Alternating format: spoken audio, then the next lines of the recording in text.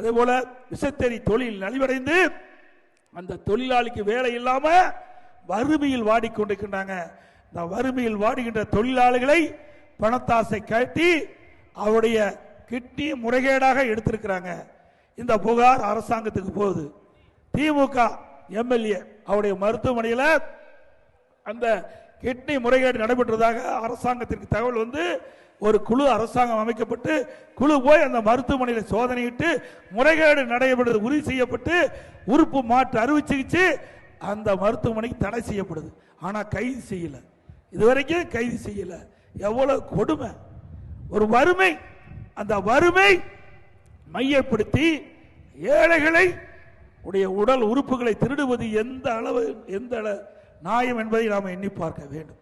அது மட்டுமல்ல, பள்ளி வளையத்தில் இதே மாதிரி ஒரு பெண்மணிக்கு வறுமையை பயன்படுத்தி பணத்தாசை காட்டி கிட்னி எடுக்குன்னு சொல்லிட்டு அழைச்சிட்டு போய் கல்லீரல் எடுத்துட்டாங்க.